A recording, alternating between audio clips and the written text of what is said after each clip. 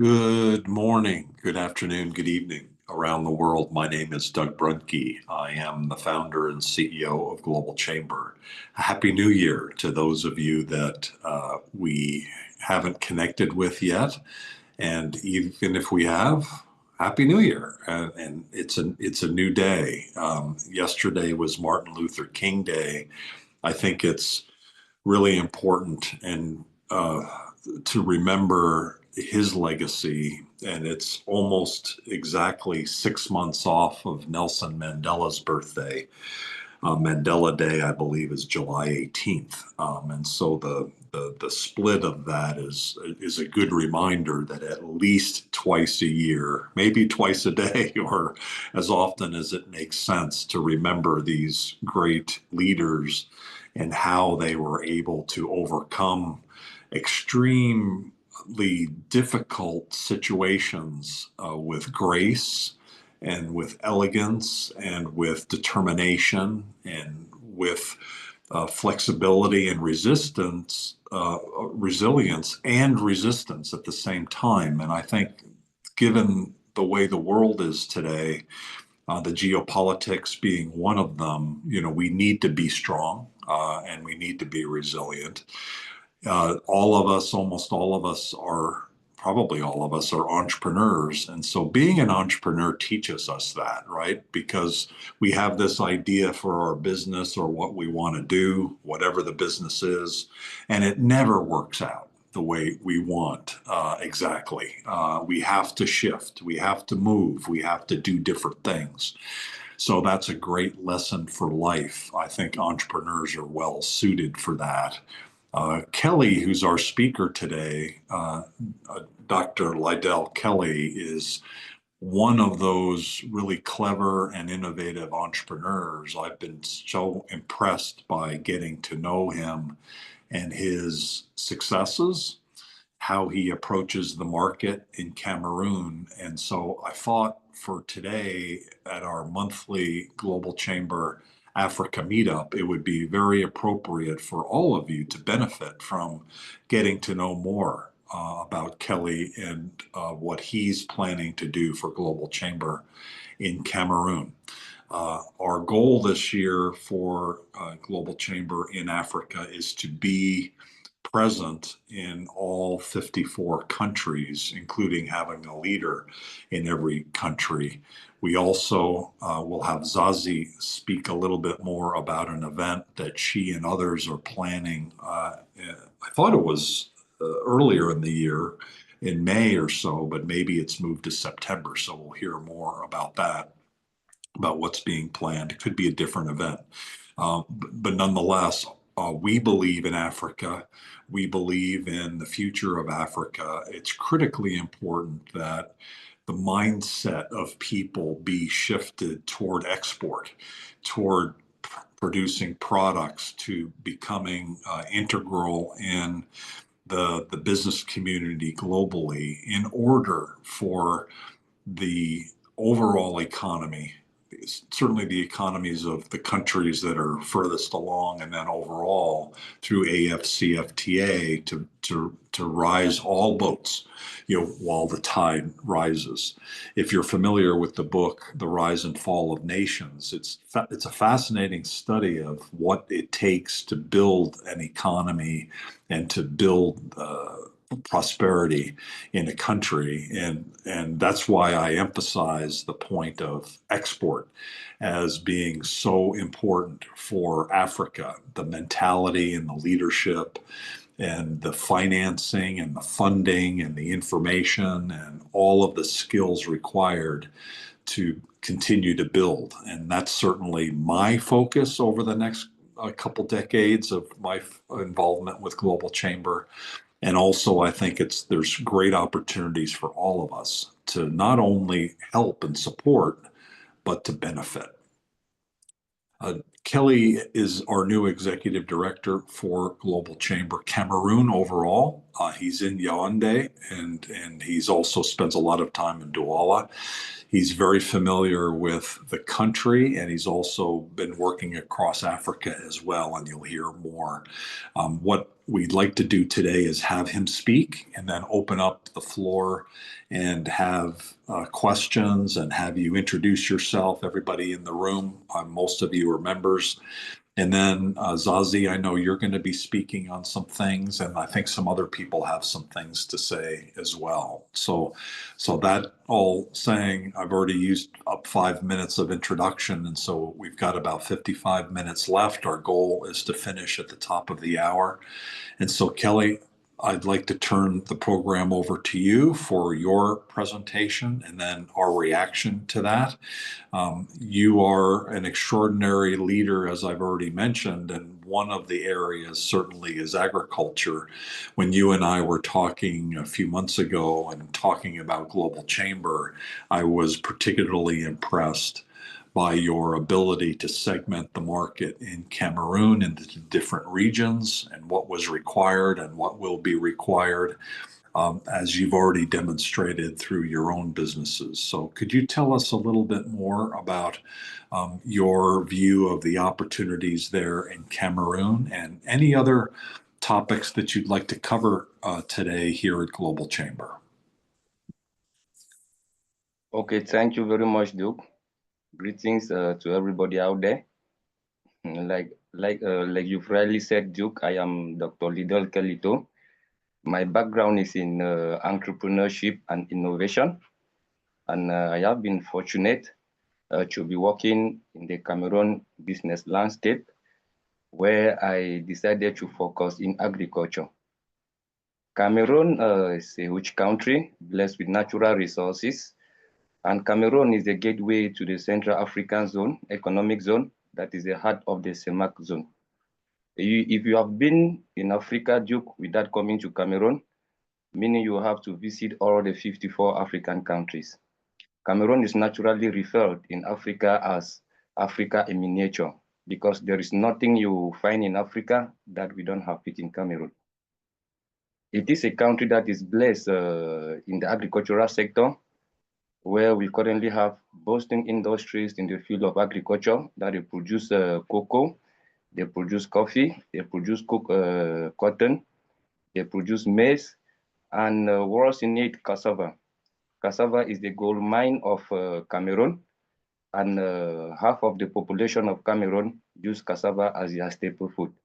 But most of them don't still understand the gold mine or the heart of the cassava itself. So when I started with the idea of coming up with a company, NADCAM is Ntusun Agricultural and Livestock Development Corporation, Cameroon, where we work in the agribusiness sector, struggling to support smallholders farmers. Most of the farmers that they engage in agriculture in Cameroon are mostly women and the youth, because this is the only source of their income to finance their day-to-day activities. But it is a challenge, Doc, that you see a country that is having close to 30 million population, with 70% of the population engaged in agriculture, and in the informal sector, specifically in the private sector, they still find basic challenges. They do farm, they have enough farm harvest, but they always complain of hunger. This is simply because they don't have the means of preservation.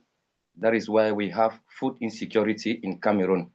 The only way to develop this sector is actually to educate the masses through the modern techniques of farming, which is climate smart agriculture, and the techniques of food preservation, which is by processing what they produce as their farm produce. The investment atmosphere in Cameroon is friendly, supported by the Cameroon Investment Promotion Agency, that we try to see into it that those who are interested in investing in Cameroon, they can give them the opportunity to come in and invest. This is the private sector, this is the private body that is in charge of private investment in Cameroon. When it comes at the level of the public investment, we have the Ministry of Economy and Regional Development, MINPAT, that they are in charge of all government investment, being it the government involving in the private sector, or being it the investors coming in to invest or to partner with the government in order to develop the business sector through the sectors like in mining, because Cameroon is rich in crude oil, like in the Bakassi Peninsula. When it comes in terms of mineral, especially in the East region, Cameroon is blessed with the abundance of it, and most importantly, in terms of infrastructure. You cannot penetrate the Central African zone without passing through Cameroon. Cameroon is blessed with two deep sea ports. You have the Douala deep sea port and the Kribi deep sea port. And we equally have a seaport in Limbe, Cameroon, where the government is still looking for possibilities to develop that seaport. Now, Cameroon is having three airway lines that you can land in Cameroon. You can land through Douala, or you can land through Yaoundé, which is the capital city, or you land in the north. Now, being in terms of calling in foreign investment, I would think that most of the investment partners that they want to invest in Cameroon don't follow the normal process, or don't meet the people that can advise them on what to do. And through this, Cameroon is always recognized as a bureaucratic country where you will have to find bottlenecks that they block foreign investment not to come in. But being an entrepreneur, being a business mind, if you follow all these pipelines that the government has put in place, your investment will enter the country which free, without any disturbance, without any corruption. It is rather fortunate and at the same time unfortunate to the Cameroonians that since independence in the 60s, we just have the second president after President Amadou Ahidjo. And he is working in his plan, the National Sustainable Development Goal that they call SND 30. This goal came in place as a result of the Russian-Ukraine crisis coupled with COVID-19. This crisis brought in place challenges because half of the flour, or most of the flour that Cameroon used in baking, is coming from Russia and Ukraine. How can a country like Cameroon, blessed with all the natural resources, be depending on the foreign products like flour, like wheat flour, or like wheat itself, which it can be produced locally? So when the Ministry of Mines, Industries, and Technological Development called for a meeting for those companies that are working within the Cameroon landscape to propose solutions to that, NADCAM was opportune to be in that meeting, and me representing NADCAM, I was blessed to be there. It is fortunate that I have been working with the Institute for Research and Development, IRAT, and we've been doing research in the various products that if you farm them, they can help to put forth the raw materials in the market that we can transform in order to reduce the level at which we import. And it was discovered that cassava is having that goal.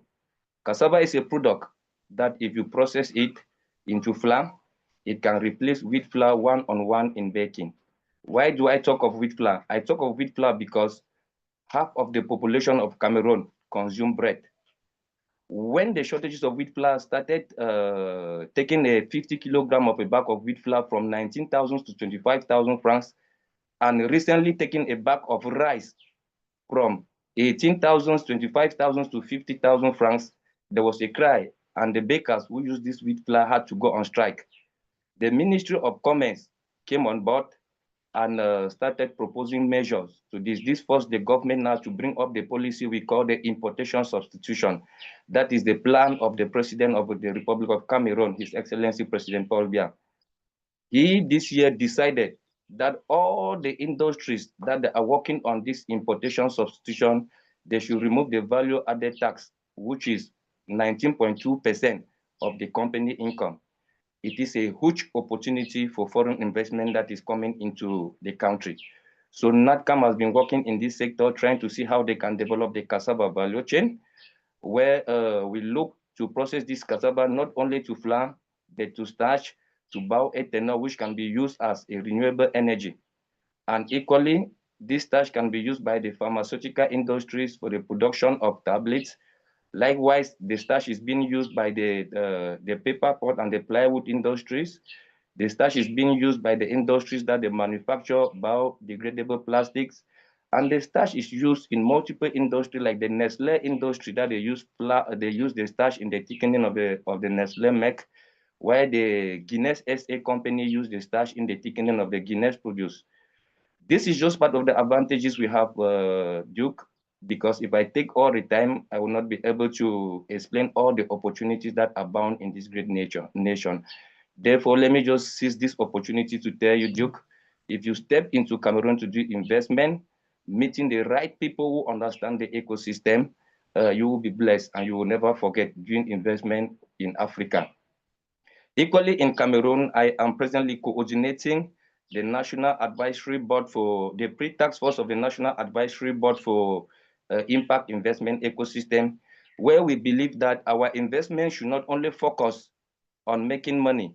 We should be looking at the environment, we should be looking at the people, and we should be looking at the social atmosphere. When you invest, know that your investment doesn't only affect you, but it affects everything around you.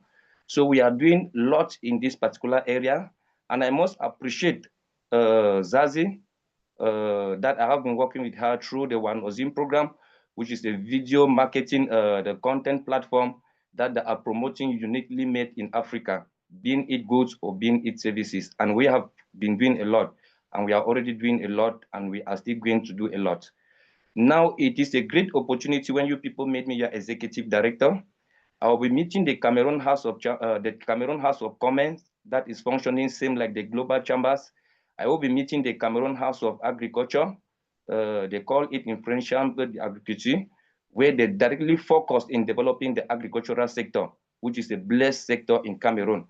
And I think a nation like Cameroon should not be looking at other aspects without fully developing their agricultural sector, because we believe that even if you are doing something, you must eat. And the food that you must consume should be good food, well processed, naturally, organically, free from chemicals. So, Duke, I will be open to get questions for those who want to understand the business landscape of Cameroon. And I am open to guide those investors that they think that they can invest in Cameroon. Thank you very much.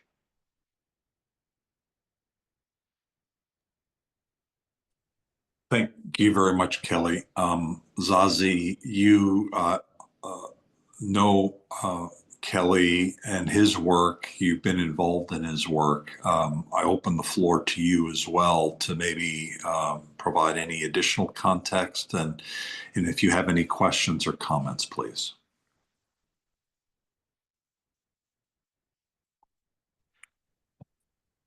Hello, everybody. Hello there. I don't know if you can see me well. Our connectivity is a bit shot with all the snow. Ah, okay. No, we can see you. No snow, but we can see you. Great. Good. Well, hello, everybody. Thank you so much, Lidel, or Kelly. I think, as always, there's lots of synchronicity when we speak about our prospective initiatives, and absolutely, Doug Lidel has shown amazing competence in so many areas, especially in the agri sector in Cameroon, and I think he's a wonderful addition to Global Chamber. I also have no doubt that this is a perfect example of how we can all connect through the Global Chamber, but also use it as an opportunity to support each other's independent initiatives, and how can we work together to achieve change in Africa. As Kelly said, he's been working with us a lot. Obviously, we have a sort of import-export video-based trade directory and marketplace coming, both for export-ready businesses and non-export-ready businesses. And Lidel, it will be a key feature in terms of his agri sector. He's making huge strides in Cameroon in terms of cassava. What a fantastic initiative in terms of sustainability. And it would be great, actually, if we could potentially have an additional Globinar down the line where we could explore that and explore how collaboration could take NOLCAM to the next level, how we can really put that on the forefront of what's happening in Cameroon. It is such a central point, and we've had many discussions about how it's almost like Africa in miniature, which I will invite Kelly to remind everyone of, because it really is a mini version of Africa in terms of being bilingual and all the possibilities that exist there. But I think the other thing that comes to mind is so important that we remember that Africa is so complex, but at the same time, the narrative is equally the same in every single country. What we need to do to create impact, the areas that we need to focus on so that we can drive change and ultimately so much potential moving forward. Azazi, you're based in Tallinn, Estonia. Would you like to just mention a little bit about the work that you do? Sure, sure. I'm obviously from South Africa, from Western Cape. I moved here 2 years ago, nearly three actually, for my work. So we are developing two digital marketplaces and directories. We've been working a lot this sort of last year. I think our most profound connection was when I started with you, Doug, really connecting with people, even though it's a project that's been 7 years in the pipeline in terms of research and pilot projects and various other things. So we're about to launch now in the first quarter. We have grown from a team of 2 people to a team of 32, all people volunteering their time, from members of parliament to key business leaders, etc., in participating countries in Africa. And basically, we have two avenues. We will have a directory and marketplace, as I said, for export-ready businesses, and an additional marketplace for marginalized business, being young entrepreneurs, women in business, in addition to informal traders and traders. And coming from Africa, I'm really passionate about entrepreneurial endeavors in Africa. I think that landscape is very different to what it looks like, for example, in Europe. And there's such amazing potential, there's such amazing produce and products that are coming out of Africa, but I'm astutely aware that there's not enough knowledge on this side of the world of what there actually is, which has created the need for our directory, because you can't actually offer small businesses any access to new markets unless there's visibility in the right framework. And ultimately, we are partnering with Free Trade Union, hoping to be the official marketplace for the Free Trade Union down the line, and move into more of a global process down the line. That's pretty much us in a nutshell, Doug. Otherwise, I might get all passionate and ideological. What do you have planned in the coming months with Kelly? Is there anything specific planned? Well, He's part of the rollout. He has signed an MOU with us, as well as an agreement to be a Oneism representative. What we're doing throughout the participating countries and the people that we're partnering with is looking for partnerships where people can be representative of Oneism, because we're almost kind of the missing link for the amazing projects that are out there. I think what happens, I will revert back to Lidel now, but just for context, over the years, and this is the reason why we managed to create the partnership with the various organizations in Africa and here in Europe, essentially, is there are many forums and summits that talk about what is necessary for MSMEs, as they refer to them in Africa, or SMMEs, as we call them in Europe. But these conversations have been happening for 20 years. And when I started the research with the EU SME instrument, these conversations don't change, but somehow the impact never actually reaches the ground. And there are these amazing projects like Lidel's, for example. But how do we take that to the next level? So the project comes to fruition, the products are there, but how do we then actually create visibility? How do we put them online? How do we market them in the right way so that they can access the new markets? And I mean, we're not just looking at facilitating global trade, but most importantly, intra-African trade. And I think one of the things that has come out of it is we get to go back to the basics. somehow in all the noise and technology and excitement about AI, we've all forgotten the importance of human connection and the importance of being visible in the right way. And I think Lidel and Lidel's partnership with Oneism and myself and Mika is a perfect indication of how we can actually take things to the next level, not only supporting Lidel's initiative, helping him to pull in the right investments, build the right awareness, because you can never have enough focus on what you're doing. But I also think African people are fantastic storytellers. I think it's one of the things Africa does best. But to have somebody else tell your story is much more important in terms of marketing than just your own story, no matter how heartfelt it is, because suddenly you have different perspectives. So we can highlight all the work Lidel is doing, and he in turn can support us by supporting our platform and putting his farmers and his project on our platform. So in that way, it's mutually beneficial. I don't know if I'm effectively answering your question. Thank you. Yeah, I think so. Kelly, any comments to what Zazie mentioned? I must be candid with you, Doc. Zazie is a woman to reckon with. I have worked with Zazie for the past 2 months, and I must tell you there is a lot on board. There are things that we have put that are in pipeline, and I can see the freshness and I can see the level of implementation, though we are still building. I see the vision being welcomed by many in Cameroon because we have touched base with universities that are rooted in the Western culture and based in entrepreneurship, like the University of Bamenda in the Northwest region and the University of Boya in the Southwest region.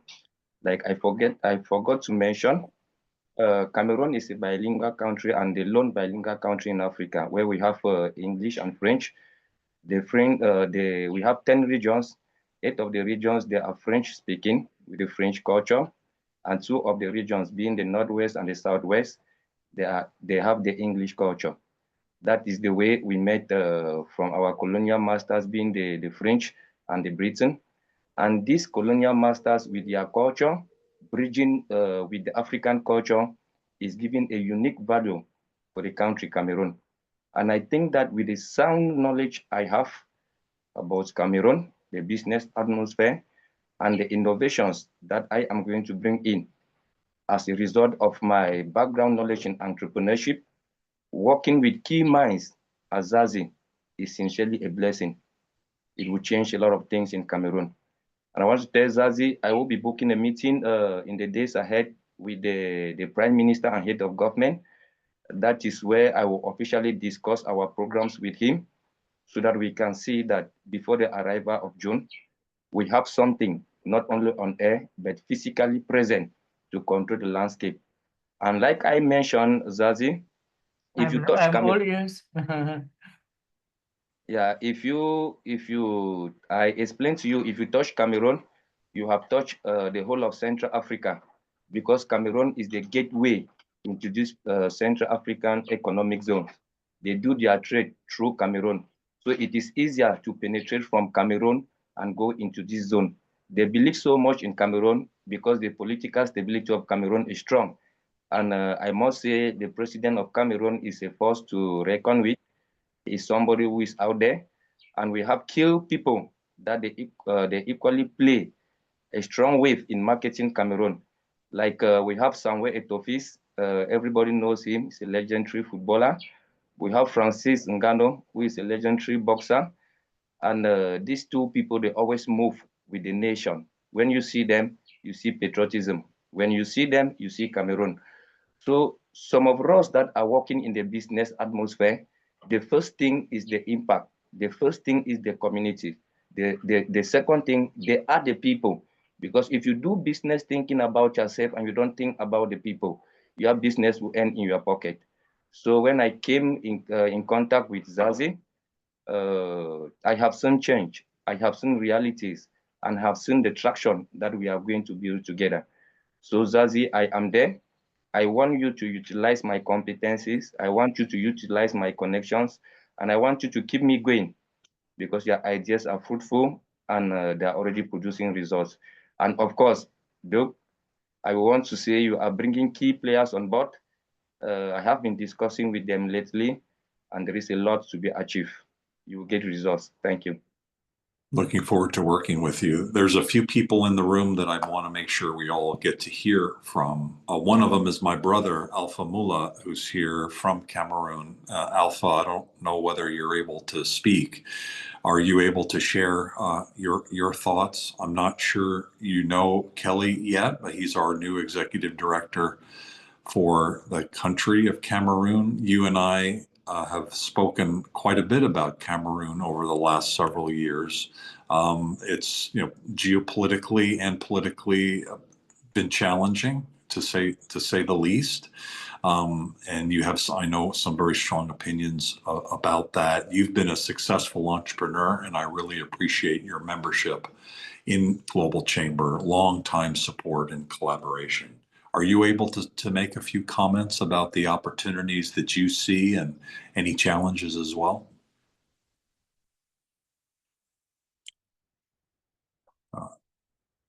Oh, I see Alpha is texting. Oh, are you able to chat? And if not, that's okay. We'll keep moving around. But I think everybody, Alpha Mullah is an entrepreneur. He's had multiple really interesting businesses, including the one he has now, and definitely worthwhile being connected to him, even if he's not able to speak today. Ruby Golo is also, I believe, in the room, and Ruby is a trade expert. I started this conversation by talking about the importance of exporting, and ultimately that's where things need to go for a country to get to the next level. Cameroon is getting there eventually, but to the point where we're talking about technology and manufacturing and other aspects, we're a few years away. But we've got some baseline things that need to be done there. And Ruby, do you have some experience? I know you must in Cameroon. And do you have any comments that you would like to share? Hello, everyone. Great to see you all. And a warm welcome to Kelly for joining the Global Tribe. We are glad to have you, and I look forward to working with you in the region. To be honest, I haven't done much business in Cameroon. It's a market that I really will want my clients to explore. So it's good to have this connection, and I have somebody on the ground as well. In the audience, I've actually invited a sister and a friend, a consultant colleague. She's Ghanaian, married to a Cameroonian, in the person of Sharon. So Sharon, thanks for coming along. I hope you and Kelly will get a chance to connect and see how you can work together locally in Cameroon. And so for my own introduction, like Doc said, I am based in Ghana. I run a consultancy firm called Global Trade Consult.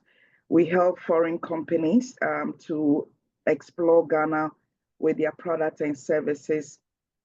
And I also double as the acting executive director for Global Chamber in Accra. So it's really nice to connect with you all.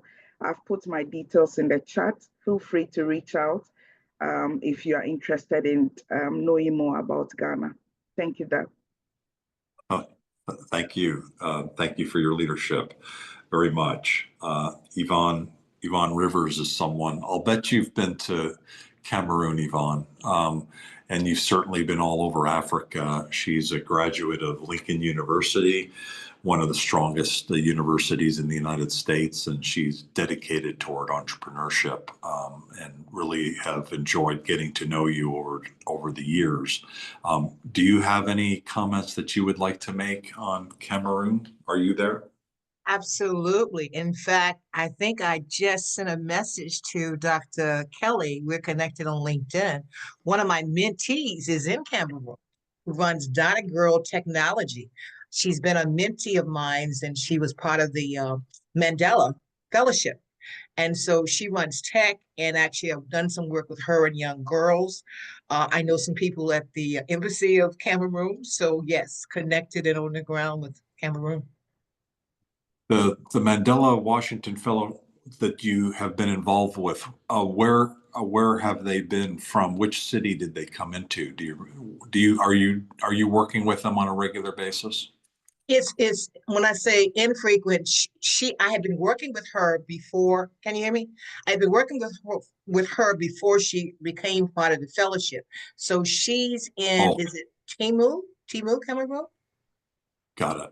Yeah, that's where she's from. I've also worked with some Mandela Fellows from Kenya as well as South Africa. So probably, Doug, I've been around for a while. And so a good number of years ago, I really took under my wing, and I call young girls this mentorship program. So I really do have a global women mentorship program that I've got young women, and young to me is probably young, whatever, and serving. And so I've been experienced to really be on the ground with them, as well as connecting them with trade. When you mentioned about trade, because actually when her name is Embassy, when she was here in DC, we actually went to the embassy, met the ambassador, and actually she's got involved with connectivity with technology with the embassy. So it's so much that can be done when you really connect with your country, whether it's here at the embassy in DC, whether it's in the capital, Yaoundé, or whatever. So just exporting and global trade. Thank you. Thanks for sharing.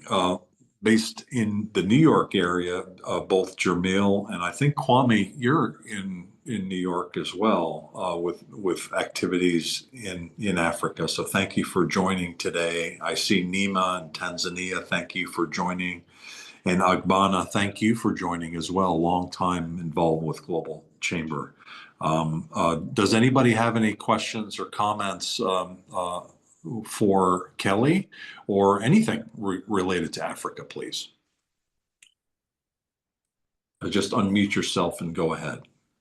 No, nothing right now. I'm actually going to be working with Ruby on a webinar soon in April. So I think it's going to be posted soon fully.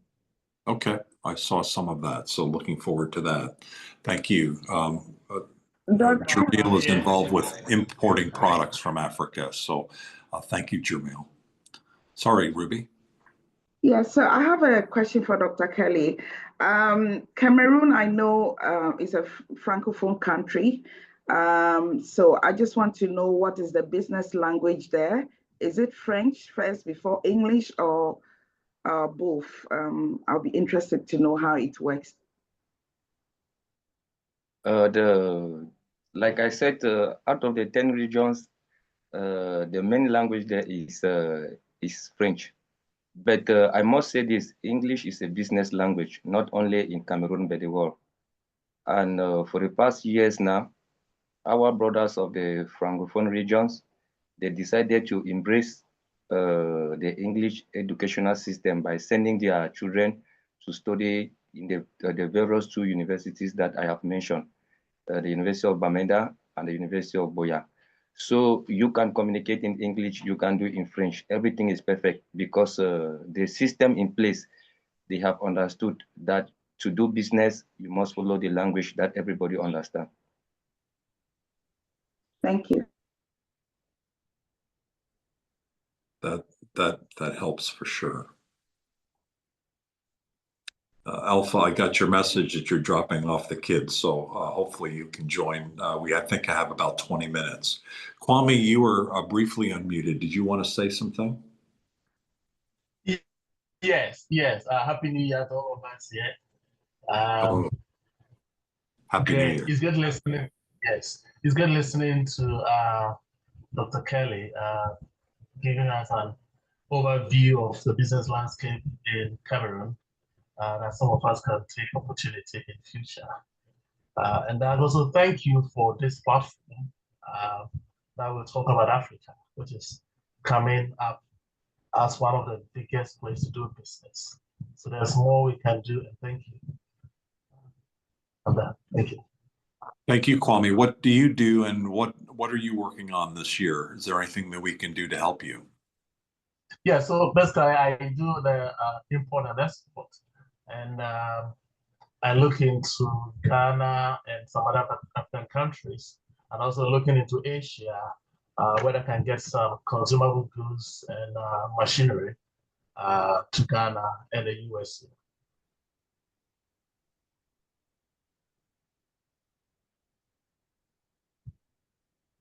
I see. Thank you. Thank you very much. Nima, have you had already some connection with Kelly? Are you available to say hi?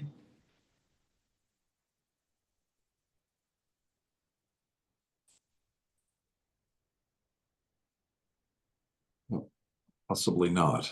Who else has some comments, please?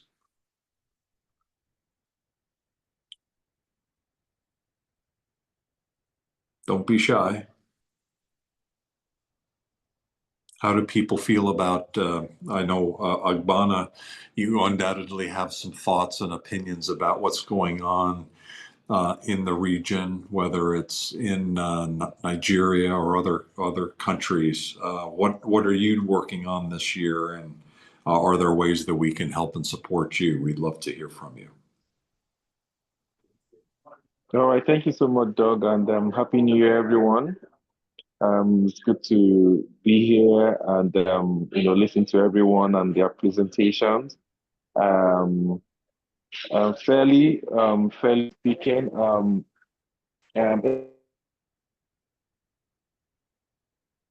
lot is going on in Nigeria right now because there's a lot of reforms going on when it comes.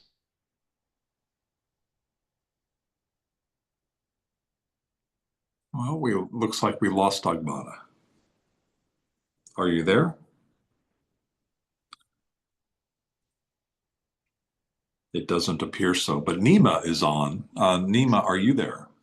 Yes, I'm here, Doc. Hi, everyone. I don't want to speak myself, but I want to introduce Monica Hangi, the trademark from Trademark Africa. I'd really like for her to speak some few words.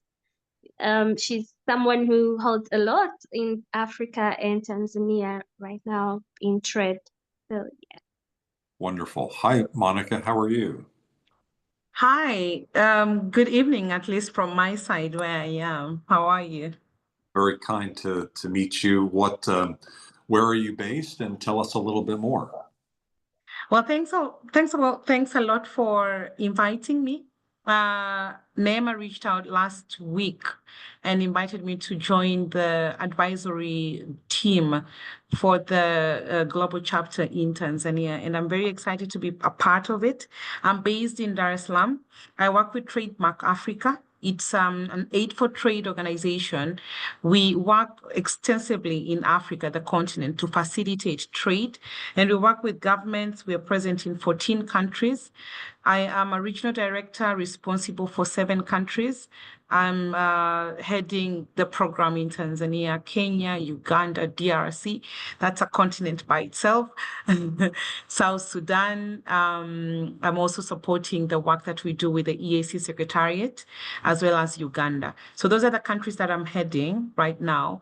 And it's basically the work we do with women, how to facilitate trade, setting the policies, getting the private sector involved. As much as we have policies and strategies at times through the government and the institutions, the agencies, but at times the private sector doesn't get to understand or even appreciate some of these opportunities.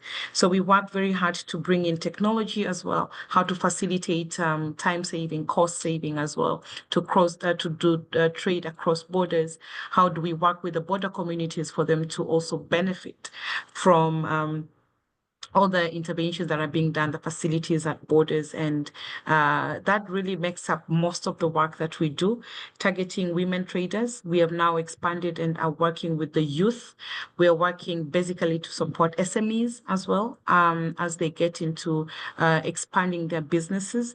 We work very much now closely with the Gates Foundation to support some of these SMEs to access new financing. for business expansion. So financial inclusion around trade expansion is the newest part of our area of work that we do at Trademark Africa. So that's, in a nutshell, that's what I do. And I'm very excited to join the network. This is my very first meeting after I accepted on Friday.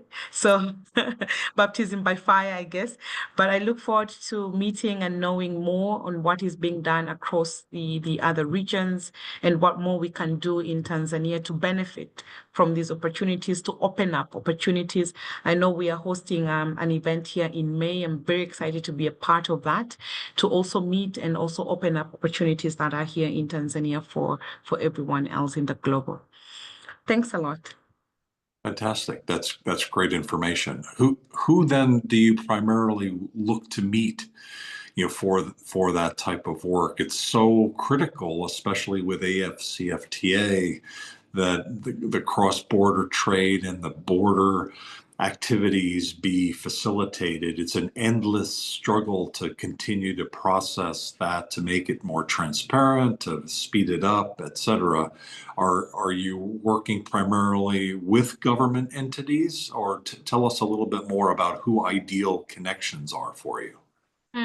So it's a mixed bag. And right now we've worked and we've had programs running for the past 12, 13 years now. So there's quite a lot that has been done with the government agencies. So when I say that, I talk about policies, having the structures, the systems in place. For example, with the revenue authorities, helping the traders to be able to access information. If you want to take your consignment to another country, which platforms should you use?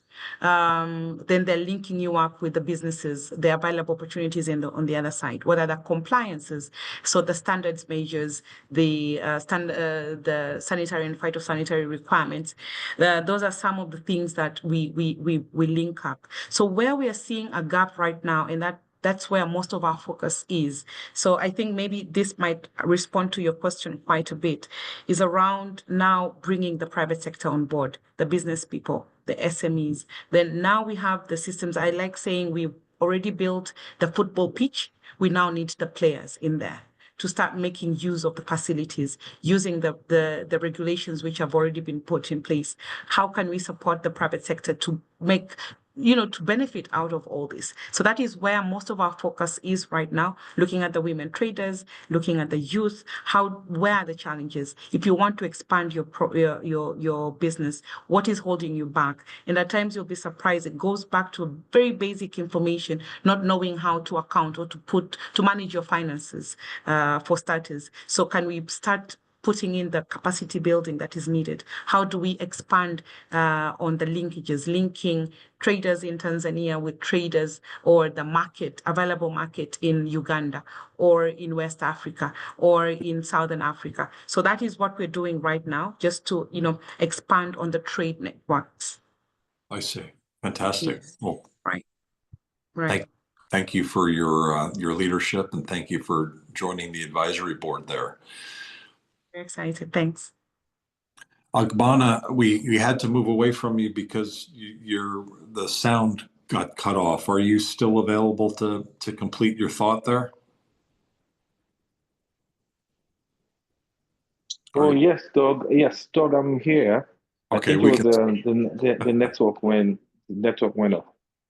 Fantastic. Tell us a little bit more about your perspective, either on Cameroon or where you are. Yes, here in Nigeria, like I said, my new role as a special advisor to the Deputy Speaker, Nigerian House of Representatives, on investment and private sector affairs. I've been working closely with the government and working closely with the private sector to see how to support them with issues that have to do with red tapes, bureaucratic red tapes, things where laws are not are not straight, or where laws become an impediment in business. So we've been doing quite a lot. I'm also trying to set up new government agencies, to cater for areas that are not being catered for. So that said, we're also advising government on areas like supporting organizations like Global Chamber, so that we can help the penetration for businesses that are not getting enough information, getting enough connections, so that they can have access to a market out there. So basically, so we want to expand the scope of what we're doing, marrying what I do currently with the Global Chamber with what I'm doing with the government, to see how we can expand and then have that global confluence, so that the mission and the global goal for Global Chamber will tie up with what the Nigerian government is doing. So basically, that's exactly what we're doing, but we're trying to distill to make sure that we find that linking, that linkage, and make it happen as soon as possible. Wonderful. We'll circle back. There's a few people I'd like you to be connected to. And so thank you for joining today and sharing. Really appreciate it. Yeah, thank you so much. I remember speaking with you a long time ago, maybe 10 years ago, where you were talking about what your future plans were, and ultimately maybe even the president of Nigeria someday. So Yes, that's true. I'm sure when that happens, we'll all be very, very happy. So thank you for sharing today and for your leadership. All right. Thank you so much. Thank you so much, Doug. We need to wrap up, and we'll finish a couple minutes early, but I'm wondering if Kelly, you could have kind of the final word in this first Africa meetup of the year. Is there anything else that you wanted to say in conclusion and to tide us over to the next conversation? Okay, thank you very much, Duke. It is a rich meeting and a rich conversation we've had here. It is a pleasure meeting the women and getting to know what they are doing in Africa. I had a talk yesterday with Onema. It was fruitful, and I think we are putting in place something big for Cameroon as far as the women are concerned. I am presently developing the MOU between myself and them. And I think touching the women, touching the youth is impacting the ecosystem, because those are the people that they animate the ecosystem in the business world. There is a saying we say, if you want to go far, go along with the women. We refer to them in Cameroon like those who have the seed sense. They are always there to advise. And when the hair is hot, they are there to make it cool. It will be a pleasure working with them all. And I'm happy for the huge opportunities they have shared. I am there to work. I am there to impact those who believe in me. Because presently, the company NATCAM is having close to and even above 200,000 women in our database that we've impacted since 2000.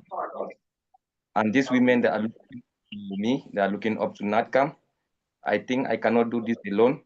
I need everybody on board. I need connections. I need vibrant people like Zazie, like Neema, and most importantly, Duke.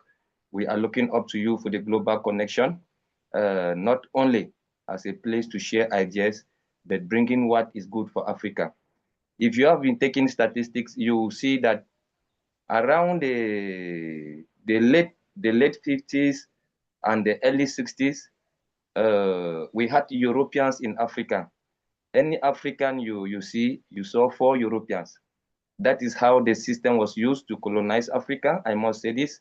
But presently today, in abroad, if you have one white, you have about 4 Africans. And the global population shows that by 2050, the population of Africa will rise to 2 billion, which is around the 7% like that of the world population. It means Africa is stepping up. And the best situation, like it is always said, that when the West look at an African bird or an African child, they see a mouth to be fed, which is making the economy highly indebted. But elsewhere in the world, when they see childbirth, they look at the child as a resource to develop the country in the future. This is because the educational system or the connectivity that is to bring Africa to the world was underdeveloped. The right system being put in place, like the one OZIM, the Global Chamber, and the other platforms that are there to educate the young minds, is a preparation that we are putting in place to build the African atmosphere, not only Cameroon, but Africa. I most appreciate Tanzania. I read always, and I get to follow what is happening in Africa. Tanzania is growing, same as Kenya is growing, same as Nigeria is growing, same as Egypt, same as South Africa. This is because the people, they have decided to believe in the country, they have decided to believe in their ecosystem, and they have seen that change must begin from within before it can be gotten out there. So I think these platforms and meetings like this, these are arenas that help educate the human mind, that helps make people believe in themselves. And like they rightly said, it is not the amount of money you have, but it is the amount of connections you have. So I am there to build a network. I am there to make people understand Cameroon, and they truly see Cameroon as that Africa in miniature. Thank you very much. Thank you so much, Kelly. Thanks everybody for joining today. We have the League of Opportunities parts 1 and 2 on Thursday and Friday. I hope you can join. We've got a busy rest of the week. And one of the more, I think, interesting events that we're going to do is maybe it's in 2 weeks on Friday. It's a wrap up of the Consumer Electronics Show in Las Vegas. It's an amazing show that is the #1 technology show in the world, continues to get larger and larger, and the impact of robots and AI and where technology is going. So check that out on the 7th of February, and I think you're going to really enjoy it. There's a lot of things coming to our households and to our world that we should be ready for. Thanks everybody for the conversation today. Have a great rest of your day. Thanks everybody. Thank you very much, Doc.